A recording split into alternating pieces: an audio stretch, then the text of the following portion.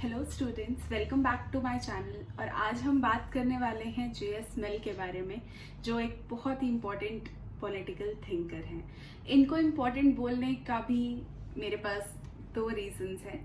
पहला कि हम जितने भी पॉलिटिकल साइंस के स्टूडेंट्स हैं वो सब इन्हें 11th क्लास से ही पढ़ना शुरू कर देते हैं, तो हमें पता है कि जे.एस. मिल की क्या इंपॉर्टेंस है पॉलिटिकल साइंस में। एंड सेकेंडली, इन्होंने एक ऐसे कॉन्सेप्ट के बारे में बात की है जो हम सबके इंटरेस्ट का है, यानी लिबर्टी या फ्रीडम, जिसके बारे में हम दिन भर बात करते हैं। दिन भर हमें फ्रीडम ही चाहिए होती है। Freedom to enjoy our time, freedom to listen to songs, freedom to use a phone, freedom to get away from studies, freedom to wear, freedom to eat etcetera. तो फ्रीडम हमारे लिए कितनी इंपॉर्टेंट है ये मुझे किसी को भी बताने की नीड नहीं है। तो ये जो फ्रीडम का कॉन्सेप्ट है ये जे.एस. मिल ने ही दिया है, तो आप इन्हीं को थैंक यू कर सकते हैं जिसकी वजह से आप फ्रीडम के बारे में इतना ज़्यादा जानते हैं। चलिए शुरू करते हैं। 1806 में पैदा हुए थे ये, इंग्लिश फिलोसोफर थे और बहुत ही स्पेशल स्टूडेंट रहे हैं वो बेंथम के। और इनके बारे में एक बहुत ही खास बात ये है कि ये कभी स्कूल नहीं गए। इनकी जितनी भी एजुकेशन हुई है वो घर पे हुई है, लेकिन ये एक जीनियस थे। तो जो एक ऑर्डिनरी स्टूडेंट ग्रेजुएशन में पढ़ता है वो इन्होंने 14 इयर्स की एज में ही पढ़ लिया था। अगेन ये एक बहुत ही शॉकिंग बात है हम सबके लिए एक्सेप्ट करना कि इतनी कम एज में वो ग्रेजुएट हो चुके थे, लेकिन प्राउड फील करने की भी बात है कि हम इनके बारे में पढ़ रहे हैं और इनकी थिंकिंग को अपने अंदर एम्बाइब करने की कोशिश कर रहे हैं। सो बेंथम के स्टूडेंट रहे तो ऑब्वियसली इन्होंने यूटिलिटेरियनिज्म के बारे में पढ़ा होगा। आप सब जानते हैं यूटिलिटेरियनिज्म जो है वो प्रिंसिपल है जो ये कहता है कि प्लेजर को सीक करो और पेन को अवॉइड करो। अब हम सब यही करने की कोशिश में लगे रहते हैं दिन रात, प्लेजर को सीक करने में और पेन को अवॉइड करने में। हम में से कोई भी जो है वो पेन नहीं चाहता अपनी लाइफ में, और वो मैक्सिमम टू मैक्सिमम कोशिश करता है कि प्लेजर को मैक्सिमाइज किया जा सके। लेकिन ये अपनी लाइफ में काफ़ी ज़्यादा स्ट्रगल इन्होंने की, चाहे वो पढ़ाई वाला एरिया हो, और इतना ज़्यादा स्ट्रगल करने की वजह से बहुत ही कम एज 21 ईयर्स में इन्होंने नर्वस ब्रेकडाउन को जो है वो फेस किया। नर्वस ब्रेकडाउन होने की वजह से इनके अंदर काफ़ी सारे चेंजेस आए। इन्होंने समझा कि लाइफस्टाइल जो है वो भागना नहीं है बल्कि स्लो पेस पर लाइफ को समझना है, और यहीं पर इन्होंने फ्रीडम और लिबर्टी के कॉन्सेप्ट को समझा। तो अपनी सबसे फेमस बुक जिसका नाम है ऑन लिबर्टी, जी हाँ, जैसे कि हम ऑन फ्रीडम कह रहे हैं, इन्होंने ऑन लिबर्टी नाम की बुक लिखी थी। तो ऑन लिबर्टी में ये बात करते हैं बेंथम के यूटिलिटेरियन प्रिंसिपल के बारे में, और ये कहते हैं कि जहाँ पर यूटिलिटेरियनिज्म ये कहता है कि प्लेजर को एक्सपैंड करो और पेन को कम करो, वहाँ पर जो मेन यूटिलिटेरियन प्रिंसिपल है वो गलत है। वो कहते हैं कि बेंथम जो प्रिंसिपल देते हैं उसके अकॉर्डिंग क्वांटिटेटिवली हम इमेजिन तो कर रहे हैं कि प्लेजर बढ़ रहा है, लेकिन क्वालिटी नहीं देख रहे हम प्लेजर की। अब यहाँ पर इस बात का क्या मतलब है? बेंथम कहते हैं कि आप चाहे सॉन्ग सुन रहे हो, चाहे आप बुक पढ़ रहे हो, चाहे आप मूवी देख रहे हो, चाहे आप पोइट्री सुन रहे हो, आपका जो प्लेजर है वो सेम होता है। There is no difference between the pleasure which you gain from various activities. But मिल यहाँ पर एग्री नहीं करते। मिल कहते हैं कि जो प्लेजर हमें सॉन्ग सुनने से मिलेगा वो बहुत अलग है उस प्लेजर से जो हमें स्टोरी सुनने से मिलेगा, या फिर हमें बुक पढ़ने से मिलेगा, या फिर हमें पोइट्री सुनने से मिलेगा। सारे प्लेजर्स एक दूसरे से अलग होते हैं। So there is a qualitative measure which is involved to seeking pleasure as well. तो यहाँ पर वो यूटिलिटेरियनिज्म प्रिंसिपल को वो एग्री जरूर करते हैं कि हाँ, हम सब प्लेजर चाहते हैं, पेन अवॉइड करते हैं, लेकिन हम क्वालिटी ऑफ प्लेजर को भी मेजर करते हैं। जैसे कि हम देखते हैं कि पढ़ने से हमें इतनी खुशी मिलेगी, सॉन्ग सुनने से हमें उससे थोड़ी ज़्यादा खुशी मिलेगी, और मूवी देखने से मे बी और भी ज़्यादा। तो हम सब अगर प्लेजर को सीख करने की कोशिश करेंगे तो हम मूवी देखेंगे, क्योंकि वो हमें सबसे ज़्यादा प्लेजर दे रही है, राइट? सो ऐसा ही मिल कहते हैं कि प्लेजर की जो सीक्वेंस है वो बहुत अलग है। किसी को कोई चीज़ ज़्यादा प्लेजर देती है, किसी को कोई और चीज़। तो प्लेजर जो है उसका एक क्वालिटेटिव एंगल भी है। अब लिबर्टी की बात करते हुए ऑन लिबर्टी में मिल ने एक प्रिंसिपल इंट्रोड्यूस किया था जिसको वो हार्म प्रिंसिपल कहते हैं। अब क्या है ये हार्म प्रिंसिपल? हार्म प्रिंसिपल कहता है कि अगर आप कोई भी एक्शन करते हो और उसका सोसाइटी को नुकसान होता है, हार्म पहुंचता है, तो उस एक्शन के लिए आप रिस्पॉन्सिबल हो एंड आपको पनिश भी किया जा सकता है। ठीक है, so the actions which effect other people should be restricted according to Mill. तो वो कहते हैं फ्रीडम आपके पास है, आप जो मर्जी करिए, you are free to do anything, but तब तक जब तक it does not harm the other individual. जहां पर आपकी फ्रीडम किसी और को इफेक्ट करने लग गई, वहां पर आपकी फ्रीडम गलत है। इस चीज को डिफाइन करने के लिए मिल दो टाइप ऑफ एक्शंस की बात करते हैं। The first is self regarding action and the other is other regarding action. इनको मैं बड़ी जल्दी एक एग्जाम्पल लेकर के समझाना चाहूंगी। मान लीजिए हम सब म्यूजिक सुन रहे हैं, ठीक है, और हमने ईयर प्लग्स लगाए हुए हैं, तो उसका जो भी कॉन्सिक्वेंस होगा सॉन्ग को सुनने का, अच्छा या बुरा, वो हमारे तक ही होगा, क्योंकि हमने ईयर प्लग्स लगाए हुए हैं, किसी और को भी वो म्यूजिक सुनाई नहीं दे रहा।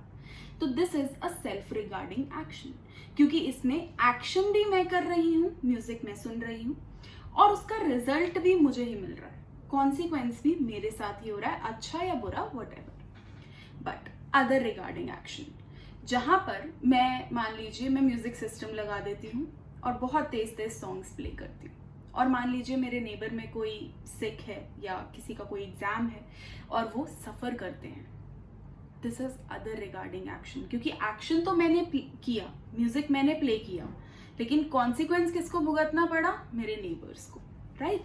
सो अदर रिगार्डिंग एक्शन ये कहता है कि एक्शन आप करो और कॉन्सिक्वेंस कोई और भुगते, सो दैट इज रॉन्ग, और यहीं पर आपकी फ्रीडम जो है उसको रिस्ट्रिक्ट करने की जरूरत है, क्योंकि हार्म प्रिंसिपल बीच में आ गया है, आप किसी और को हार्म पहुंचा रहे हैं, ठीक है, एंड दैट इज रॉन्ग। सो इसलिए आपकी फ्रीडम को चेक करने की जरूरत है। सेल्फ रिगार्डिंग एक्शन में कोई जरूरत नहीं है, आप जितना चाहे उतनी फ्रीडम आप एक्सरसाइज करिए, क्योंकि एक्शन भी आप कर रहे हैं, कॉन्सिक्वेंस भी आप खुद भुगत रहे हैं, लेकिन अदर रिगार्डिंग में आपकी फ्रीडम को रिस्ट्रिक्ट करने की जरूरत है।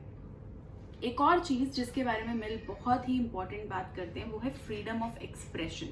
अपनी पॉलिटिकल फिलॉसफी में मिल कहते हैं कि फ्रीडम में जो सबसे टॉप की फ्रीडम है वो है फ्रीडम ऑफ एक्सप्रेशन। ऐसा वो क्यों कहते हैं? वो कहते हैं कि जब भी कोई ह्यूमन बीइंग डिस्कशन या डिबेट नहीं करता, आपस में बात नहीं करता, इन स्टोर रहता है कि मेरे अंदर जो भी है वो मेरे पास रहे और सामने वाले के अंदर जो कुछ भी है वो उसके ही पास रहे, तो वो कभी ग्रो नहीं कर सकता।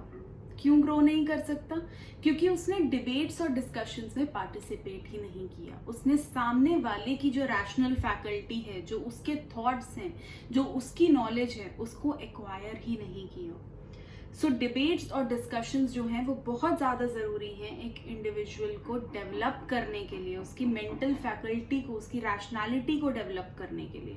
तो इसलिए मिल कहते हैं कि फ्रीडम ऑफ एक्सप्रेशन बहुत ज़रूरी है, क्योंकि अगर हम किसी को एक्सप्रेस करने की फ्रीडम नहीं देंगे, अगर हम किसी को अपनी बात बोलने की फ्रीडम नहीं देंगे, तो उसका जो इंडिविजुअल डेवलपमेंट है वो कैसे होगा? वो हो ही नहीं पाएगा।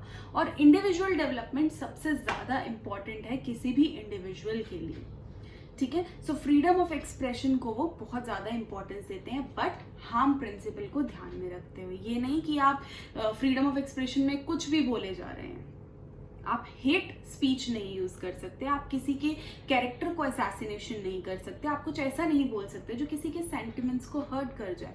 हम सब सलमान रुश्दी के जो भी एक्सपीरियंस रहा है उनकी सैटानिक वर्सेस को लेकर के, उन सब के बारे में जानते हैं। सैटानिक वर्सेस को बैन कर दिया गया था जस्ट बिकॉज वो फ्रीडम ऑफ एक्सप्रेशन को वायलेट कर रही थी, ठीक है। सो कहीं पर भी जहां पर आप फ्रीडम ऑफ एक्सप्रेशन रख रहे हैं विद हेट स्पीच, उसको अवॉइड करना बहुत ज्यादा जरूरी है। वहां पर गवर्नमेंट जो है वो आ सकती है इनटू द पिक्चर आपकी लिबर्टी को छीनने के लिए। अदरवाइज जब तक आप किसी को हार्म नहीं पहुंचा रहे, जब तक एक्शन और कॉन्सिक्वेंस आपसे रिलेटेड है, तब तक आपकी जो लिबर्टी है वो आपके पास ही रहती है।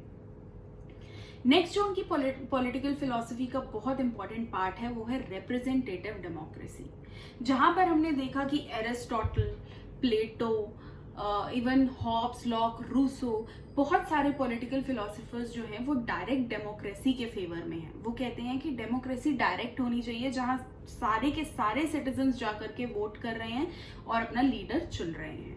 लेकिन वहां पर ये बिल्कुल ऑपोजिट है जे.एस. मिल। ये कहते हैं कि रिप्रेजेंटेटिव डेमोक्रेसी बहुत जरूरी है, क्योंकि क्या होगा अगर हम अपना रिप्रेजेंटेटिव चुनेंगे तो उससे हम खुद भी पार्टिसिपेट कर रहे हैं और हमारे रिप्रेजेंटेटिव भी पार्टिसिपेट कर रहे हैं। बट यहाँ पर ये कहते हैं कि नॉन यूरोपियन सोसाइटीज में इसको चलाना थोड़ा सा मुश्किल है, रिप्रेजेंटेटिव डेमोक्रेसी को। क्यों? क्योंकि यहाँ पर टिरनी ऑफ द मेजोरिटी है। मेजोरिटी जो है वो हमेशा अपना अपर हैंड रखने की कोशिश करती है। हमने देखा ही है एशियन एंड अफ्रीकन सोसाइटीज में।